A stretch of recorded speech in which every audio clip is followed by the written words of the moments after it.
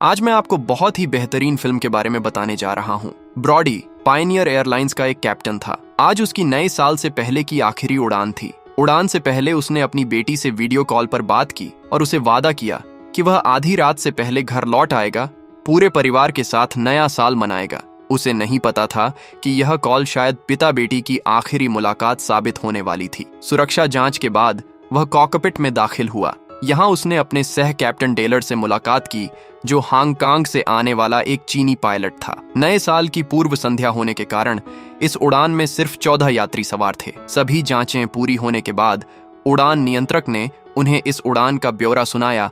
यह उड़ान सिंगापुर से हवाई के लिए थी। आगे के रास्ते में मौसम बेहद खराब था, इसलिए ब्रॉडी ने रूट बदलने का अनुरोध किया ताकि खराब मौसम वाले क्षेत्र से बचा जा सके, लेकिन कंट्रोलर ने उसका अनुरोध ठुकरा दिया। उसका कहना था कि रूट बदलने से न केवल देरी होगी बल्कि अतिरिक्त ईंधन भी खर्च होगा। उसने कहा कि अगर मौसम वाकई खराब हो तो बस उड़ान की ऊंचाई 40,000 फीट तक बढ़ा देना काफी होगा। हालांकि कंट्रोलर बहुत सहज था, लेकिन ब्रॉडी के मन में एक गहरी बेचैनी छा गई। तभी डिप्टी चीफ बोनी तेजी से अंदर आया और ब्रॉडी को यात्री गेट पर ले गया। दरअसल एक पुलिस अधिकारी एक हत्यारे को एस्कॉर्ट कर रहा था, जिसे इस उड़ान से टोक्यो जाना था। सुरक्षा कारणों और यात्रियों की सुरक्षा के लिए उन दोनों को विमान के पिछले हिस्से में एकांत जगह पर बिठाया गया। जल्द ही सभी 14 यात्री सवार हो गए और विमान ने समय पर उड़ान भरी। धीरे धीरे विमान 30,000 फीट की ऊंचाई पर पहुंच गया और चारों तरफ घने काले बादल छा गए। साफ था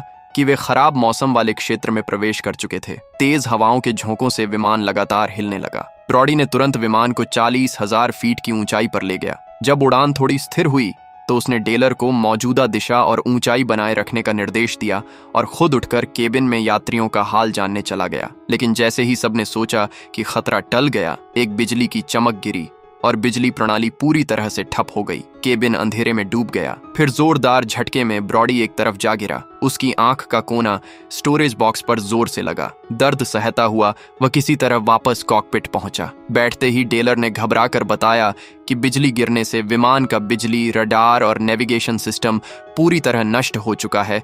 कंट्रोल रूम से संपर्क टूट गया है और सिर्फ बैटरी बिजली से कुछ जरूरी उपकरण चल रहे हैं। लेकिन सीमित बिजली के कारण उन्हें 10 मिनट के भीतर आपातकालीन लैंडिंग करनी पड़ेगी, अन्यथा बहुत बुरे परिणाम हो सकते हैं। ठीक उसी समय तेज बारिश की बूंदें कॉकपिट के शीशे पर जोर से टकराने लगीं। बाहर पूरी तरह अंधेरा था, कुछ दिखाई नहीं दे रहा था। ब्रॉडी ने गहरी सांस ली, खुद को संयमित रखने की कोशिश की। उसने डेलर को अपनी घड़ी देते हुए कहा कि वह हर मिनट समय बताए। फिर उसने डेलर को मैनुअल नेविगेशन मोड पर स्विच करने को कहा ताकि कोई संभावित लैंडिंग स्थान ढूंढा जा सके। इसी बीच तेज आवाजें बाहर से सुनाई दी। केबिन में अफरा तफरी मच गई। यहाँ तक कि हत्यारे को एस्कॉर्ट करने वाला पुलिस अधिकारी भी जीवित बचने की उम्मीद खो चुका था और अपने फोन पर आखिरी पैगाम लिख रहा था। अचानक उसका फोन झटके में नीचे गिर गया। उसने सीट बेल्ट खोली और फोन उठाने की कोशिश की। यह देखकर एक फ्लाइट अटेंडेंट ने भी बेल्ट खोली और उसे रोकने लगी, लेकिन अगले ही पल विमान के जोरदार झटके में दोनों की मौत हो गई। इस बीच ब्रॉडी ने अपने अनुभव के दम पर विमान को खराब मौसम वाले इलाके से बाहर निकाल लिया, लेकिन खतरा अभी टला नहीं था। बैकअप बिजली सिर्फ 3 मिनट और चल सकती थी। उन्हें पूरी तरह बिजली जाने से पहले आपातकालीन लैंडिंग करनी थी। ब्रॉडी अच्छी तरह जानता था कि इस तरह की लैंडिंग से विमान तबाह हो सकता है, लेकिन कोई और चारा नहीं था। डेलर की मदद से ब्रॉडी ने विमान को उतारा और आखिरकार वे फिलीपींस के पास एक सुनसान द्वीप पर सुरक्षित उतर गए। दोनों ने राहत की सांस ली। चूंकि विमान के इंजन बहुत गर्म हो चुके थे और कभी भी विस्फोट हो सकता था, ब्रॉडी ने सभी यात्रियों को तुरंत नीचे उतरने का आदेश दिया। वह खुद वापस केबिन में गया उन 2 शवों को संभालने के लिए। पुलिस वाले के शव से उसने बंदूक ले ली अपनी सुरक्षा के लिए। उसके पास से उसे हथियारे, पाले से जुड़ी चीजें भी मिलीं। एक खास चाकू को देखकर ब्रॉडी ने अंदाजा लगाया कि पाले शायद पहले सेना में रहा था। शवों को संभालने के बाद डेलर ने ब्रॉडी को बताया कि जिस द्वीप पर वे उतरे हैं वह शायद फिलीपींस का हेले द्वीप है, जो आतंकियों के कब्जे में है और लंबे समय से फिलीपींस सरकार के नियंत्रण से बाहर है। यात्रियों में दहशत न फैले, इसलिए ब्रॉडी ने डेलर से राज रखने को कहा। गौरतलब है कि यह हेले द्वीप काल्पनिक है, हालांकि इसका आधार वास्तविकता में है। दक्षिणी फिलीपींस के कुछ द्वीपों पर अलगाववादी आतंकी समूह लंबे समय से मौजूद हैं, इसलिए उन्हें कानून से बाहर कहा जाता है। फिर दोनों ने अलग अलग काम करने का फैसला किया। टेलर विमान के आपातकालीन बिजली तंत्र को ठीक करने की कोशिश करेगा और ब्रॉडी पाले को साथ लेकर संचार उपकरण ढूंढने निकलेगा। ब्रॉडी ने पुलिस वाले की चाबी से पाले की हथकड़ी खोली। रास्ते में पता चला कि पाले फ्रांसीसी कमांडो बल में रह चुका था। पाले ने बताया कि उसने कोई हत्या नहीं की, बस वह गलत समय पर गलत जगह आ गया था। बातचीत बढ़ी तो दोनों के बीच की सतर्कता कम होने लगी, लेकिन जब ब्रॉडी ने पीछे मुड़कर देखा तो पाले गायब था। ब्रॉडी के पास चारा नहीं था, वह अकेले ही आगे बढ़ता रहा। थोड़ी दूर पर उसे जंगल के अंदर एक पुरानी फैक्ट्री मिली। वहां उसे एक पुराना टेलीफोन मिला, लेकिन वह खराब था। ब्रॉडी ने अपनी मैकेनिकल जानकारी से उसे ठीक किया और पायनियर एयरलाइंस के मुख्यालय को फोन लगाया। लेकिन जब उसने उत्सुकता से विमान के उतरने की जगह और मदद की गुहार लगाई तो ऑपरेटर ने इसे मस्खरी कॉल समझकर उसे अपना एम्प्लॉई आईडी देने को कहा। मजबूरन ब्रॉडी ने अपनी बेटी को फोन करने की कोशिश की। जैसे ही फोन लगा उसने जल्दी जल्दी अपनी स्थिति और जगह बतानी शुरू की, लेकिन तभी एक स्थानीय आतंकी ने उस पर हमला कर दिया। दोनों आपस में भिड़ गए। अंततः मुख्य पात्र वाली छूट से ब्रॉडी ने उसे गला घोंट कर मार डाला। जैसे ही उसने सांस ली, बाहर गोली चलने की आवाज आई और पाले अंदर आया। दरअसल वह असल में गया नहीं था, बल्कि हथियार ढूंढने गया था। फिर उसने ब्रॉडी को गोलियों से भरी राइफल थमा दी। इसी बीच टेलर ने विमान की आपातकालीन बिजली व्यवस्था ठीक कर दी थी। पायनियर एयरलाइंस के मुख्यालय ने विमान की लोकेशन ट्रेस कर ली थी और उन्होंने पास में तैनात एक अग्रिम दल को $5 लाख के साथ बचाव के लिए भेजा। इस समय द्वीप के आतंकियों को भी विमान के उतरने की जानकारी मिल चुकी थी और वे वहां आ रहे थे। दूसरी तरफ पाले ब्रॉडी को पहली मंजिल पर ले गया। रास्ते में 2 लाशें मिलीं। ब्रॉडी ने अंदाजा लगाया कि इन्हें पाले ने मारा था। उन्हें एक कमरे में एक कैमरा मिला और फर्श और दीवारों पर खून के धब्बे थे। उन्होंने कैमरे की फुटेज देखी, उसमें ब्लैकमेल और हत्या के रिकॉर्ड थे। ब्रॉडी को तुरंत एहसास हुआ कि यात्री खतरे में है। वह तुरंत पाले के साथ गाड़ी से वापस लौटा, लेकिन जब वे पहुंचे तब बहुत देर हो चुकी थी। आतंकी पहले ही विमान तक पहुंच चुके थे और सभी यात्रियों को बंधक बना चुके थे। एक आतंकी ने फ्लाइट अटेंडेंट बोनी को यात्री सूची मांगी। जब सूची मिलान करते समय पता चला कि कैप्टन ब्रॉडी मौजूद नहीं है, तो उन्होंने टेलर के सिर पर बंदूक रखकर पूछताछ की। झाड़ियों में छिपा ब्रॉडी यह देखकर बाहर भागा, लेकिन पाले ने उसे रोक लिया। घबराया हुआ टेलर बताता है कि ब्रॉडी संचार उपकरण ढूंढने गया है। इससे आतंकियों को एहसास होता है कि बाहरी दुनिया को अभी उनके उतरने की खबर नहीं है। ठीक उसी समय एक महिला यात्री डरकर भागने लगी।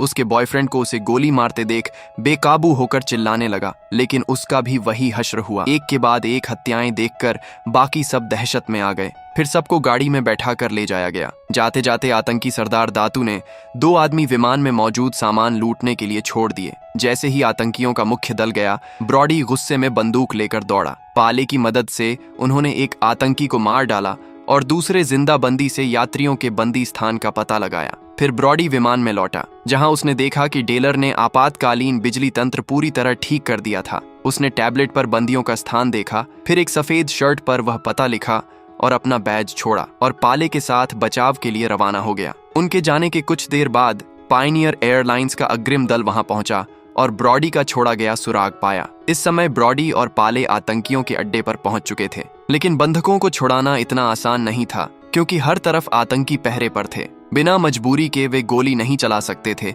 इसलिए चुपके से घुसने का फैसला किया। 2 आतंकियों को बिना शोर मचाए मारने के बाद वे बंधकों वाले कमरे के बाहर पहुंचे। पाले ने हथौड़ा उठाकर वार किया। गार्ड को खत्म करने के बाद ब्रॉडी ने लाश से चाबी निकालकर सबको आजाद कर दिया। फिर पाले की बंदूक की ओट में सब जल्दी से एक बस में सवार हो गए। जैसे ही वे चलने वाले थे, पाले दौड़कर आया और बोला कि आगे का रास्ता आतंकियों ने बंद कर दिया है। अगर वे अब गाड़ी चलाएंगे तो सब मुसीबत में पड़ जाएंगे। यात्रियों के डरे और बेबस चेहरे देखकर ब्रॉडी ने खुद को बलिदान करने का फैसला किया। वह रोता हुआ आतंकियों की तरफ बढ़ा। आतंकी समझे कि वह आत्मसमर्पण करने आया है। उसने कहा कि उसने फिलीपींस सरकार से संपर्क कर लिया है और मदद जल्द आ रही है, और सबको छोड़ने की बात कही, लेकिन जवाब में सिर्फ ताने और पिटाई मिली। जैसे ही दातू ने ब्रॉडी को फांसी देने का आदेश दिया, तभी अग्रिम दल समय पर पहुंचकर उसे बचा लिया और दोनों पक्षों के बीच जोरदार गोलीबारी शुरू हो गई। कमांडर जॉन ने ब्रॉडी को लेकर वहां से निकल लिया।